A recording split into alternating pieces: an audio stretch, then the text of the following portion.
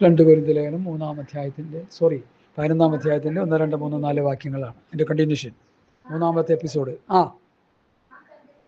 നാം അവൻ്റെ സന്നിധിയിൽ വിശുദ്ധരും നിഷ്കളങ്കരും ആവേണ്ടതിന്, അവൻ ലോകസ്ഥാപനത്തിന് മുൻപേ, അപ്പോൾ ദൈവം നമ്മെ തിരഞ്ഞെടുത്തത് വിശുദ്ധന്മാരും നിഷ്കളങ്കരുമായി ജീവിക്കേണ്ടതിനാണ്, തമ്മിൽ തല്ലി വഴക്കുണ്ടായിക്കൊണ്ടിരിക്കുന്നതിനല്ല. ഞാൻ ഈ പ്രസംഗിക്കുന്ന പ്രസംഗം ഒരു പാസ്റ്റർ കേട്ടിട്ട് അദ്ദേഹത്തിന് എന്നോട് വഴക്കിടേണ്ട ഒരു കാര്യമില്ല, പിണങ്ങേണ്ട ഒരു കാര്യമില്ല. ഞാൻ തെറ്റാണെന്ന് പറഞ്ഞെങ്കിൽ തെറ്റിനെ തിരുത്താനുള്ള പൂർണ്ണ സ്വാതന്ത്ര്യമുണ്ട്. ഞാൻ എപ്പോഴും അങ്ങനെ പറയുന്ന ആളാണ്. ഞാൻ ഈ പ്രസംഗിക്കുന്ന പ്രസംഗങ്ങളിൽ തെറ്റി തിരുത്താനുള്ള പൂർണ്ണ സ്വാതന്ത്ര്യം എല്ലാവർക്കും. അത് തെറ്റ് പഠിപ്പിക്കാൻ പാടില്ലല്ലോ. അത് തിരുവഴുത്തുകളെയും ദൈവശക്തി അറിയായികൾ തെറ്റിപ്പോകുന്നു.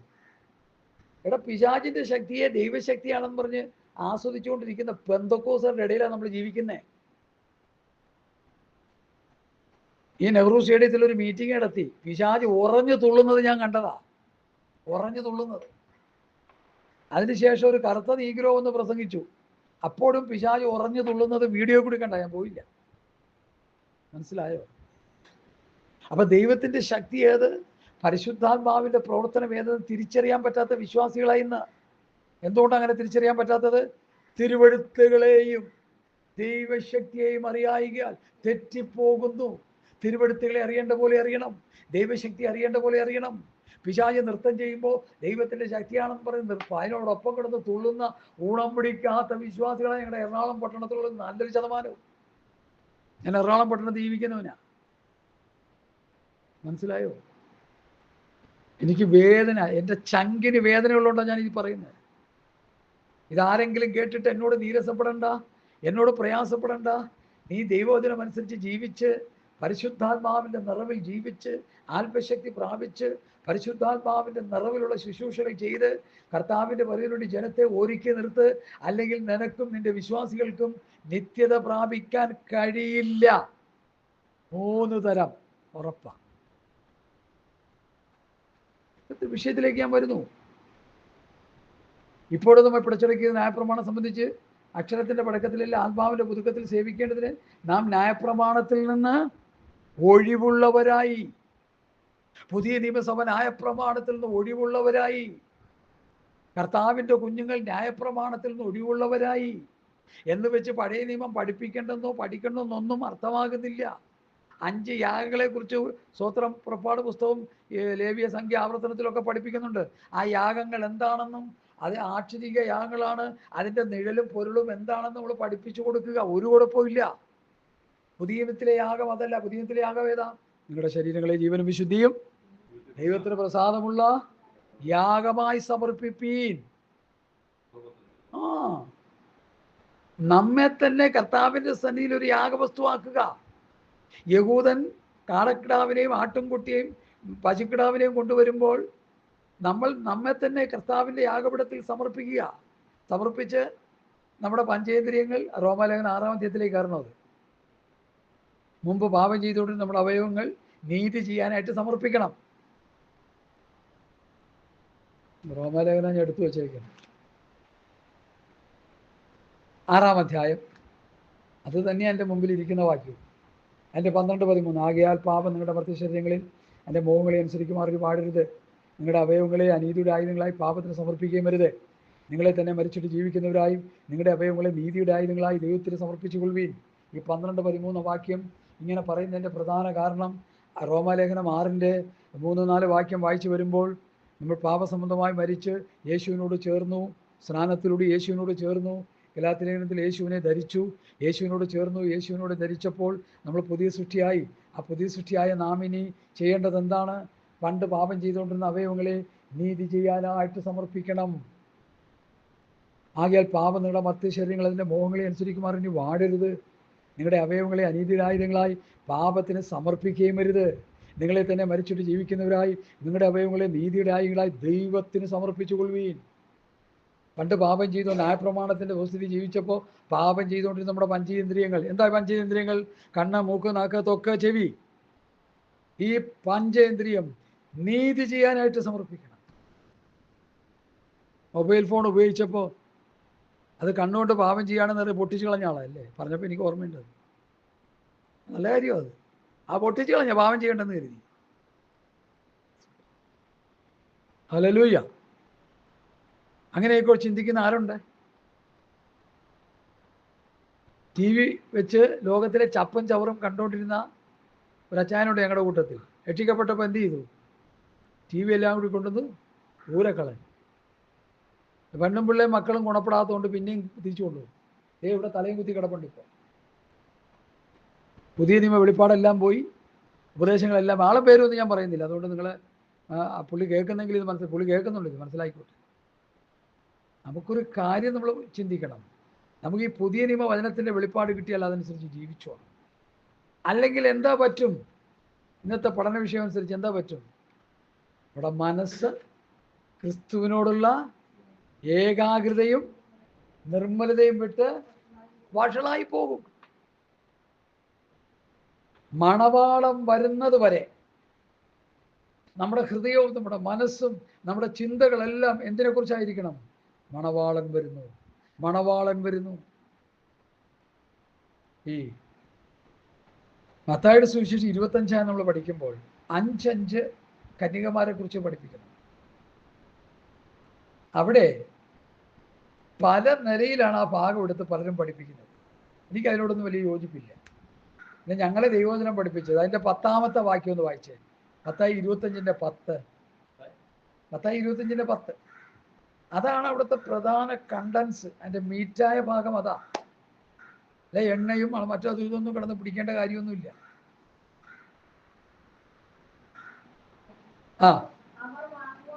അവർ വാങ്ങാൻ പോയപ്പോൾ മണവാളൻ വന്നു, ഒരുങ്ങിയിരുന്നവർ. അതാണ് വിഷയം. മണവാളൻ വരുന്ന സമയം നോക്കി അവർ വാങ്ങുവാൻ പോയപ്പോൾ മണവാളൻ വന്നു, ഒരുങ്ങിയിരുന്നവർ അവരോട് കൂടി പോയി.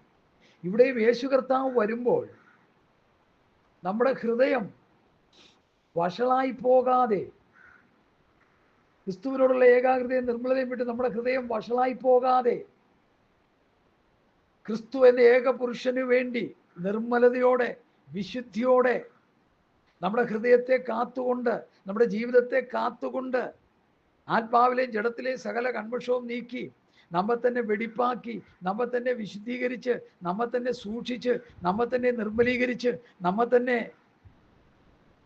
ദൈവവചനത്തിൻ്റെ വ്യവസ്ഥ പ്രകാരം ഒരുക്കി നിർത്തിയാൽ മണവാളന്റെ വരയിൽ പോകാം. ഇല്ലെങ്കിലോ പോക്കടക്കില്ല. ഇത് പ്രസംഗിക്കരുതെന്നാണ് പിശാച് പറയുന്നത്. ഇത് പ്രസംഗിക്കുന്നതുകൊണ്ട് പാസ്റ്ററിനെ ഞങ്ങൾക്ക് ഇഷ്ടമല്ലെന്നാണ് പാസ്റ്റർമാർ പറഞ്ഞുകൊണ്ടിരിക്കുന്നത്. ഞാൻ എന്ത് ചെയ്യാനാണ്? ഇത് പറഞ്ഞ് മരിക്കാനാണ് എനിക്ക് നിയോഗം. കാരണം മണവാളം വരുമ്പോൾ പോണ്ടേ? കർത്താവിൻ്റെ വരവ് നമുക്ക് പോണ്ടേ? കർത്താവിൻ്റെ വരവിൽ പോകണമെന്നുണ്ടെങ്കിൽ ഈ തോഴ്മക്കാരെന്ന് പറയണ ആരാ? തോഴ്മക്കാർ ശരിക്ക് പഠിക്കണം നമ്മൾ പുതിയ നിയമം. തോഴ്മക്കാരെന്ന് പറഞ്ഞാൽ ആരാ? ശിഷ്യന്മാര്, കർത്താവിൻ്റെ കൂടെ നടന്ന ശിഷ്യന്മാർ.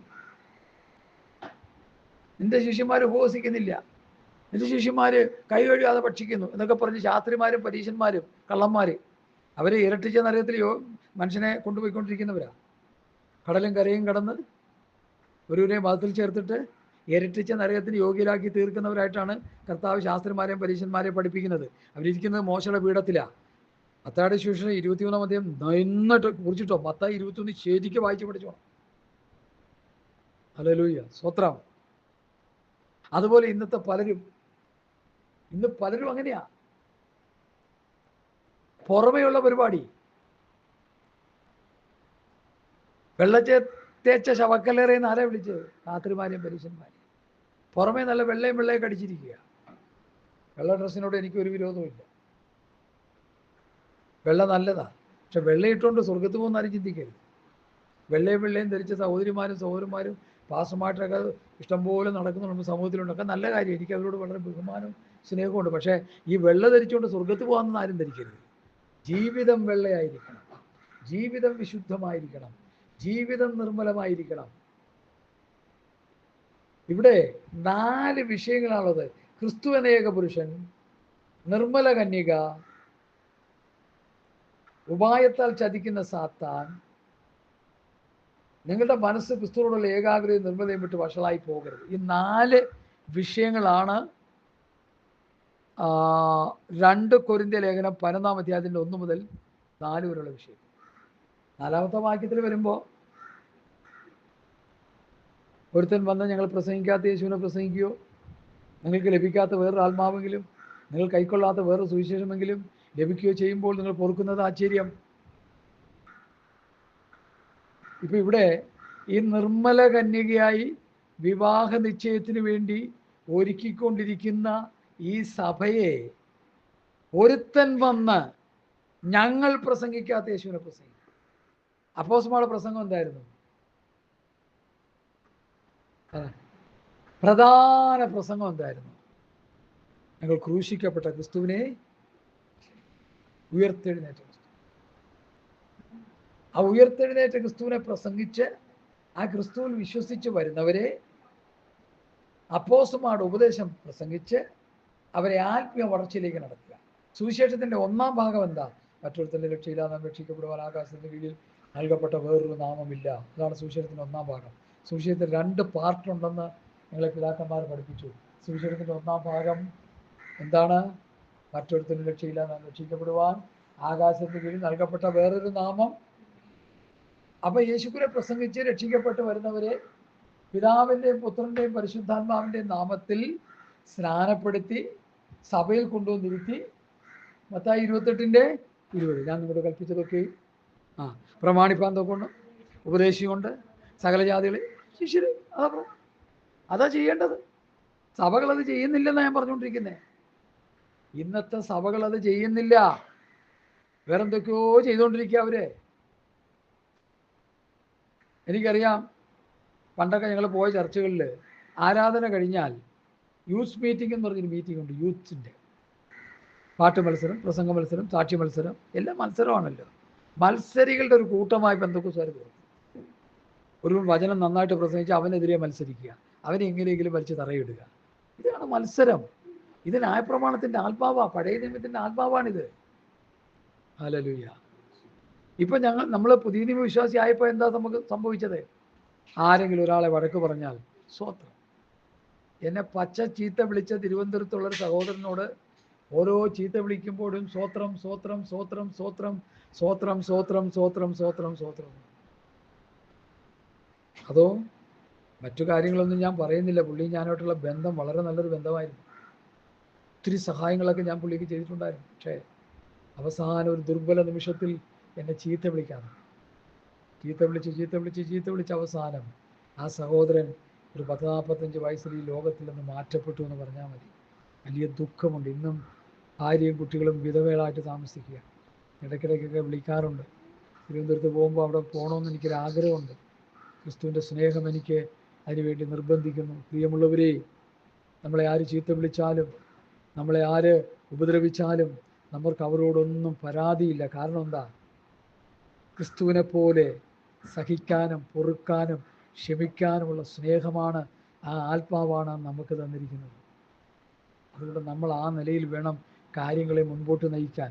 പലരും നമുക്കെതിരെ അതും ഇതുമൊക്കെ പറഞ്ഞെന്ന് വരാം, പുലമ്പിയെന്ന് വരാം, സാരമില്ല. നമ്മളെ കൊല്ലുമെന്ന് പറഞ്ഞെന്ന് വരാം, സാരമില്ല. മരിക്കാൻ ഒരുക്കണം. എന്നോട് പറഞ്ഞിട്ടുണ്ടല്ലോ നിങ്ങൾ കൊല്ലുമെന്ന്. ആയിക്കോട്ടെ ആയിക്കോട്ടെ.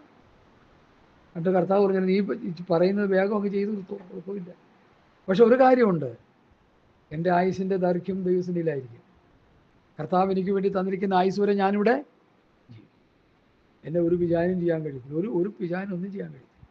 ഞാനത് വിശ്വസിക്കുന്ന ആളാ. പക്ഷെ എന്തുകൊണ്ട് അതിന് മുൻപാകെ പലരും തകർക്കപ്പെടുന്നത്? ഈ വടക്കേ ഇന്ത്യയിലൊക്കെ ജനം തകർക്കപ്പെടുന്നതിൻ്റെ കാരണം എന്താ? ഈ പത്യവചനം പത്യോപദേശത്തിനൊക്കെ അകന്ന് പോയിക്കൊണ്ടിരിക്കുന്ന സമൂഹങ്ങളാണ് നമുക്കവിടെ ചെല്ലുമ്പോൾ കാണാൻ കഴിയുന്നത്. പേരിന് വേണ്ടി ഒരു കൂട്ടായ്മ, പേരിന് വേണ്ടി ഒരു പ്രാർത്ഥന, പേരിന് വേണ്ടി ഒരു ഉപവാസ പ്രാർത്ഥന, പേരിന് വേണ്ടി ഒരു ബൈബിൾ സ്റ്റഡി, പേരിന് വേണ്ടിയുള്ളൊരു ഫെലോഷിപ്പ്, ഇതെല്ലാം പേരിന് വേണ്ടി. ഈ കൂട്ടായ്മയിലൂടെ എന്ത് കിട്ടുന്നില്ല? പറ. ആത്മീയ വളർച്ച, ആത്മീയ വർധനവ്, ആത്മീയ നിറവ് കിട്ടുന്നില്ല. പ്രവൃത്തി പുസ്തകം 9:31 വാക്യം ഒന്ന് വായിച്ചേ. അപ്പോസ്തലന്മാരുടെ ഉപദേശം കേട്ട് നടന്ന സഭ എത്രയോ നാളുകളായി പറഞ്ഞുകൊണ്ടിരിക്കുന്നു. അപ്പോസ്തലന്മാരുടെ ഉപദേശം കേട്ട സഭയുടെ ആത്മീയ നിലവാരം നമ്മളൊന്ന് കേട്ട് ലജ്ജിക്കണം. അങ്ങനെ യഹൂദ്യ, ഗലീല, ശമരിയ എന്നീ ദേശങ്ങളിലൊക്കെയും സഭയ്ക്ക് സമാധാനമുണ്ടായി. സഭ ആത്മീയവർദ്ധന പ്രാപിച്ചു. കർത്താവിനോടുള്ള ഭക്തിയിലും പരിശുദ്ധാത്മാവിന്റെ പ്രബോധനത്തിലും നടന്നും പെരുകിക്കൊണ്ടിരുന്നു. പ്രവൃത്തി 16:4-5 കൂടി ഒന്ന് വായിച്ചേ. അപ്പോസ്തലന്മാരുടെ ഉപദേശം കേട്ട സഭയുടെ ആത്മീയ നിലവാരമാ. ഈ ആത്മീയ നിലവാരത്തിലേക്ക് സഭ വന്നില്ലെങ്കിൽ സഭയ്ക്ക് എടുക്കപ്പെടലില്ല. കർത്താവിൻ്റെ ഒരു സഭ പോകത്തില്ല. 3 തരം ഞാൻ പറയുക. 16:4-5.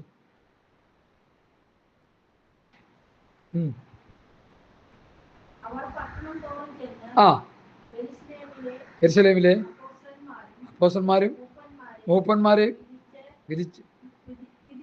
ആ, അപ്പോസ്തലന്മാരും പ്രവാചകന്മാരും വിധിച്ച നിർണയങ്ങൾ ശരിക്കും വായിക്കുക. ആ, നിർണയം പ്രമാണിക്കേണ്ടതിന് അവർ കേൾപ്പിച്ചു കൊടുത്തു. സഭകൾ വിശ്വാസത്തിൽ ഉറക്കുകയും എണ്ണത്തിൽ പെരുകയും. ഇപ്പൊ എണ്ണത്തിൽ പെരുകുന്നുണ്ട്, വിശ്വാസത്തിൽ ഉറക്കുന്നില്ല. പെന്തക്കോസ്തുകാരൻ തൂങ്ങിച്ചാകാൻ കയറെടുക്കുക. ഞങ്ങളുടെ പഴയ ചർച്ചിൽ കയറെടുത്തൊരു ചത്തല്ലോ, ഞാൻ പറഞ്ഞു കേട്ടല്ലോ. ആ സഹോദരൻ്റെ പേര് ആമോസ്. വെള്ളം അടിച്ചടിച്ച് അവസാനം കയറെടുത്ത് ചത്തു. സഭകളുടെ ആത്മീക മൂല്യച്യുതി എവിടെയാണെന്ന് മനസ്സിലാക്കണം. അപ്പോസ്തലന്മാരുടെ ഉപദേശം പഠിപ്പിക്കുന്നില്ല സഭയിൽ. മോശയുടെ ന്യായപ്രമാണം കൊല്ലാനും വെട്ടാനും ഉള്ളതൊക്കെ പഠിപ്പിച്ചുകൊണ്ടിരിക്കുക. ദാവീദിന്റെ മുൻപിൽ ഗോലിയാത്തിനെ തകർത്ത ദൈവത്തെയാണ് നീ സേവിക്കുന്നത്. അതുകൊണ്ട് നിനക്കെതിരെ നിൽക്കുന്ന ശത്രുവിനെ എൻ്റെ ദൈവം നശിപ്പിക്കും. ഹല്ലേലൂയ എന്ന് പറഞ്ഞ് എല്ലാം കൂടി ഒരുമിച്ച് കിടന്നാൻ കാറുക. എന്താ കാര്യം? അയൽവാസി അവനെ ഉപദ്രവിച്ചുകൊണ്ടിരിക്കുക അവൻ്റെ വിശ്വാസ പ്രമാണത്തിനെതിരെ. അപ്പം അവനെ നശിപ്പിക്കുമെന്ന് ഓർത്തിട്ടാണ് ഈ കിടന്ന് കാറുന്നത്. സഹോദരാ, തെറ്റിപ്പോയി. ശത്രുവിനെ സ്നേഹിക്കാനുള്ള പ്രമാണം മത്തായി 5 കർത്താവ് നമുക്ക് തന്നത് വായിച്ച് പഠിക്കേ. മത്തായി 5-ാം അധ്യായം 100 പ്രാവശ്യം, 5, 6, 7 100 പ്രാവശ്യം എൻ്റെ ഈ പ്രസംഗം കേൾക്കുന്നവർ വായിച്ചു പഠിച്ചാൽ എനിക്ക് അത്ര സന്തോഷമായി. നിങ്ങൾ പുതിയ നിയമത്തിൻ്റെ ഒരു വെളിപ്പാട് നമ്മുടെ ഹൃദയത്തിൽ കിട്ടും. ആരും ചെയ്യുന്നില്ലത്. ഞാൻ ഇപ്പോഴും അത് ചെയ്യുന്നുണ്ട് ഇടയ്ക്കിടയ്ക്ക്. 5, 6, 7 അധ്യായം എത്രയോ പ്രാവശ്യം ഞാൻ വായിച്ചതാണ്. പക്ഷെ പിന്നെയും ഒന്നുകൂടി ഓർമ്മപ്പെടുത്താനായിട്ട് ഞാനത് വായിച്ചു പഠിച്ചുകൊണ്ടിരിക്കുക. 5-ാം അധ്യായത്തിൽ ശത്രുക്കളെ സ്നേഹിക്കാനും അവരോട് കാരുണ്യത്തോടെ ഇടപെടുവാനാണ് കർത്താവ് പഠിപ്പിച്ചത്. കർത്താവിൻ്റെ മുഖത്തടിച്ച വ്യക്തിയോട് കർത്താവ് പറഞ്ഞ വാക്ക് നിങ്ങൾക്കറിയാമോ? ഞാൻ അന്യായമായി സംസാരിച്ചെങ്കിൽ തെളിവ് കൊടുക്കുക, ഇനി അല്ലെങ്കിൽ നിങ്ങൾ എന്നെ തല്ലുന്നത് എന്ത് എന്നാണ്. സ്തെഫാനോസ് മരിച്ചപ്പോൾ പ്രാർത്ഥിച്ചത് എന്താ? ഈ പാപം അവർക്ക് നിർത്തരുത്. കർത്താവായ യേശുക്രിസ്തു ക്രൂശിൽ കിടന്നുകൊണ്ട് പ്രാർത്ഥിച്ചത് എന്താ? പിതാവേ, ഇവർ ചെയ്തത് എന്തെന്നറിയാൽ ഇവരോട് ക്ഷമിക്കണം. ഇവിടെ വക്കീലിനെയും വെച്ച് കേസിന് പോവുക. ചിന്തിച്ചു നോക്കിയേ. ഇവിടെ കന്യാസ്ത്രീകളെ തടവിലാക്കിയ ബജറംഗദൾകാരെ അകത്താക്കാൻ വേണ്ടി നമ്മളിവിടെ കത്രിക പൂട്ടാൻ വേണ്ടി നമ്മൾ പരിപാടി ചെയ്തുകൊണ്ടിരിക്കുക അല്ലേ? ശരിയല്ലേ? ഇവിടെ കന്യാസ്ത്രീമാരെ നിങ്ങൾ ദൈവസന്നിധിയിൽ പ്രാർത്ഥിക്കേ. നിങ്ങൾ ഈ പുസ്തകം അപ്പോസ്തലന്മാരുടെ ഉപദേശം അനുസരിച്ച് ജീവിച്ചിരുന്ന് പ്രാർത്ഥിക്കേ. ദൈവം ഒരേ വിശ്വാസത്തിലേക്ക് കൊണ്ടുവരട്ടെ. നിങ്ങൾ അവരെ പൂട്ടിയാൽ, അല്ലെങ്കിൽ ഈ കൂടെ നിൽക്കുന്ന പ്രസ്ഥാനങ്ങളും അച്ഛന്മാരും അവരെ പൂട്ടിയാൽ അവർ നരകത്തിൽ പോകില്ല. അവർക്ക് രക്ഷപ്പെടാനുള്ള സാധ്യത ഉണ്ടോ? ചിന്തിക്കേ. കർത്താവ് എന്തു പറഞ്ഞോ നേരെ ഓപ്പോസിറ്റാണ് ഇന്നത്തെ ക്രൈസ്തവം ചെയ്തുകൊണ്ടിരിക്കുന്നത്. വേറൊരു സ്ഥലത്ത് പെന്തക്കോസ്തുകാരൻ ഞങ്ങൾ കാൻഡിഡേറ്റിനെ നിർത്താൻ പോവുക, ഞങ്ങൾ സ്ഥാനാർത്ഥികളെ നിർത്താൻ പോവുക. പെന്തക്കോസ്തുകാരൻ പ്രാർത്ഥിക്കുക, ഞങ്ങൾ സ്ഥാനാർത്ഥികളെ നിർത്തി പെന്തക്കോസ്തിൻ്റെ ഒരു പാർട്ടി ഇവിടെ രൂപീകരിക്കാൻ പോവുക. കർത്താവ് എന്താ പറഞ്ഞേ? നിങ്ങൾ ലോകക്കാരായിരിക്കാതെ വണ്ണം പറഞ്ഞോ, ഞാൻ നിങ്ങളെ ലോകത്തിൽ നിന്ന് എന്തിനാ തിരഞ്ഞെടുത്തത്? ലോകക്കാരായിരിക്കാതെ വണ്ണം. അപ്പോൾ ഇവിടെ പാർട്ടി പറയണത് എന്താ?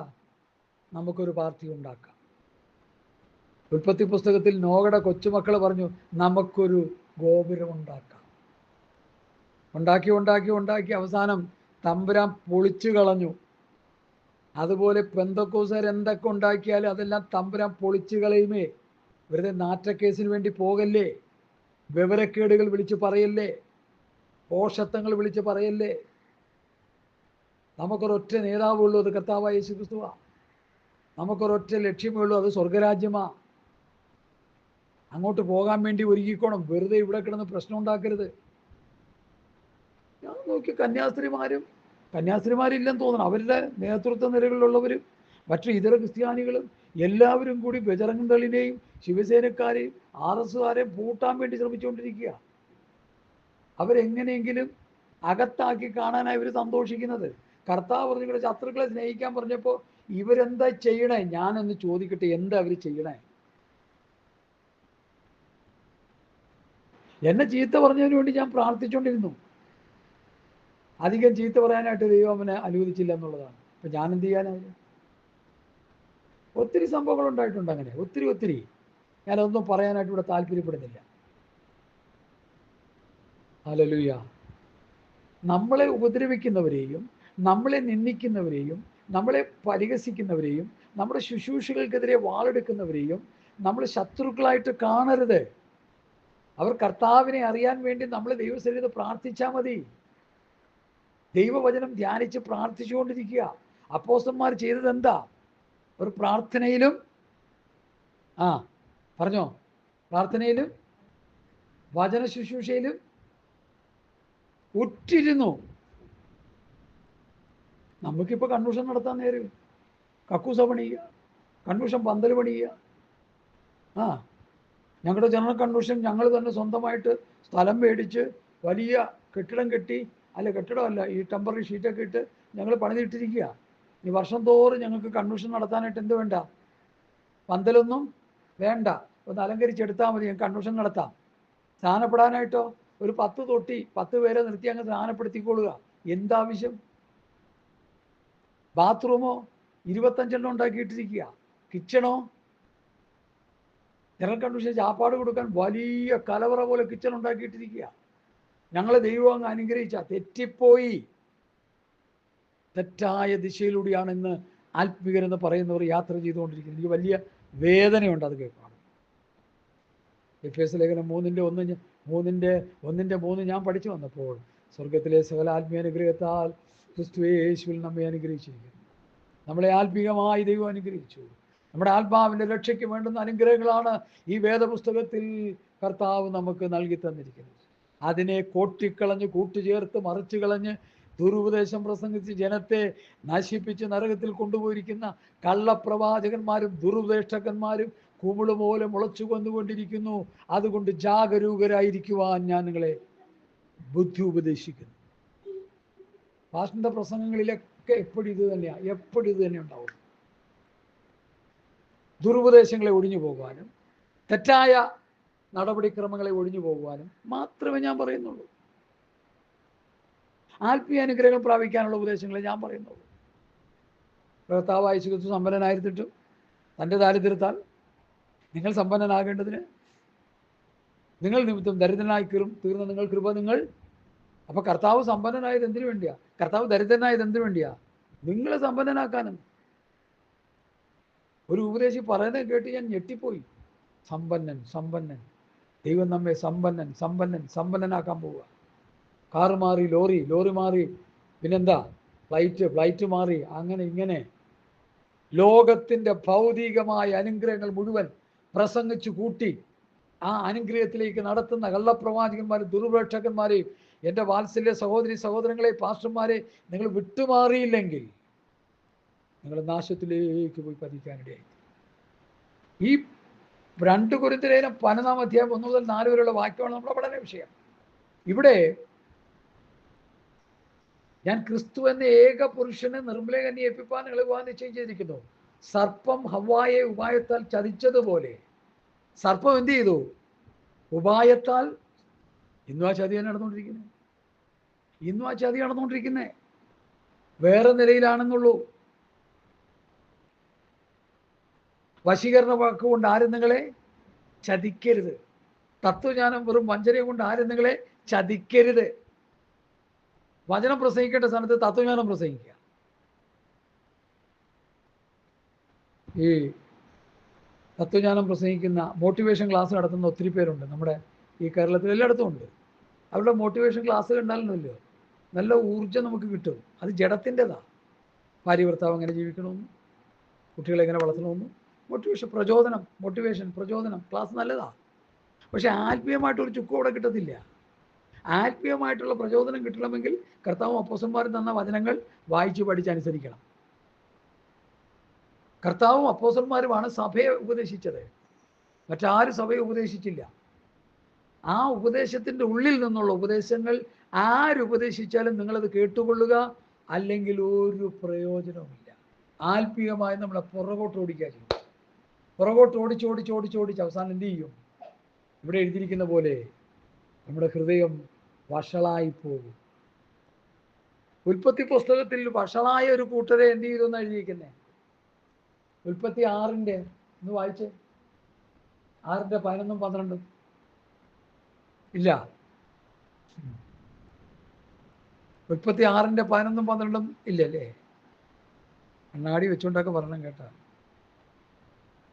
എനിക്കൊരു ആശ്വാസം കിട്ടാൻ വേണ്ടി നിങ്ങൾ വായിക്കണേ. 6:11-12 ഞാൻ വായിക്കാം.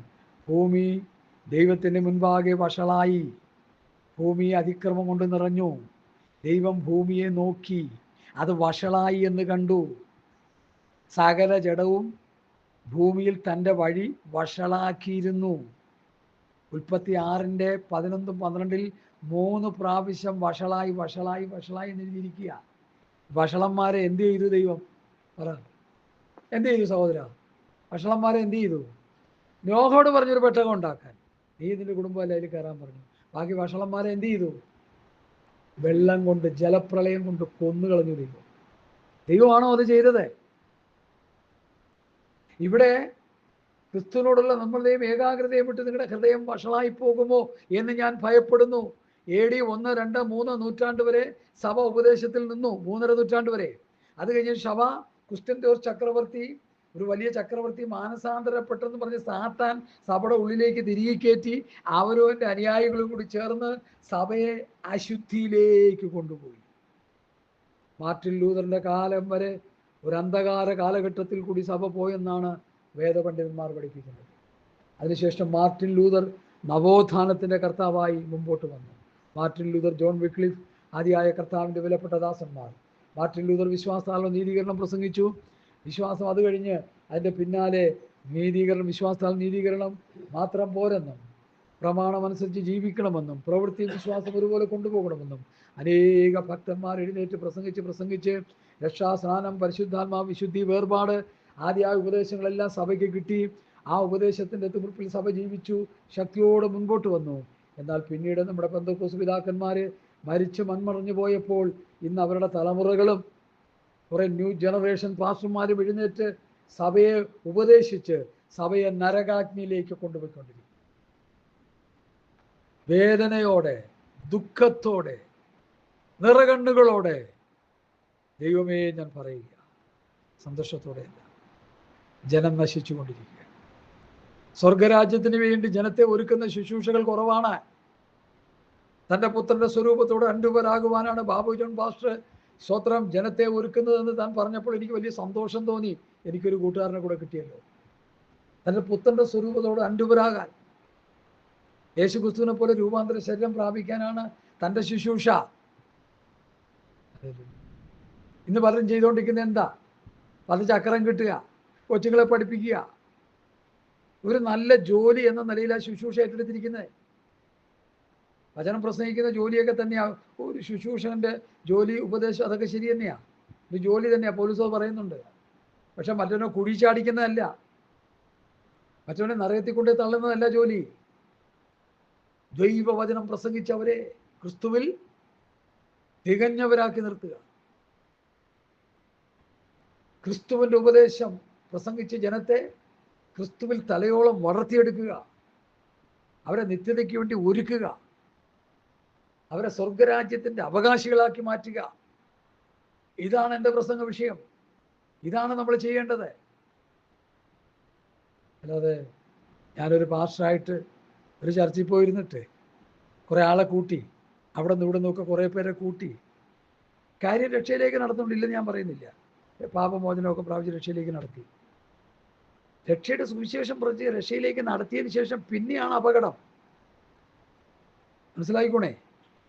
ആ രക്ഷയിലേക്ക് നടത്തിയ വ്യക്തിയെ രക്ഷാപൂർത്തിയായ കർത്താവിൻ്റെ വരവിൽ കാഹളം ധ്വനിക്കുമ്പോൾ ഉയർത്തെഴുന്നേൽപ്പോ രൂപാന്തരമോ കിട്ടത്തക്ക നിലയിൽ ജനത്തെ വളർത്തിയെടുക്കുന്നില്ലെന്നാണ് എൻ്റെ പരാതി. മനസ്സിലായോ? അവിടെയാണ് പിശാച് കയറി കുത്തി കലക്കിയിട്ടിരിക്കുന്നത്. ക്രിസ്തുവിനോടുള്ള ഏകാഗ്രതയും നിർമ്മതയും വിട്ട് വഷളാക്കിയിട്ടിരിക്കുക. സർപ്പം ഹവ്വായി ഉപായത്തെ ചതിച്ചതുപോലെ ചതിച്ചിട്ടിരിക്കുക. ആത്മീയ കുളത്തെ ചതിച്ചിട്ടിരിക്കുക. പത്യോവചനം പത്യോപദേശം പ്രസംഗിക്കാതെ വിശ്വാസികളെ ചതിച്ചിട്ടിരിക്കുക.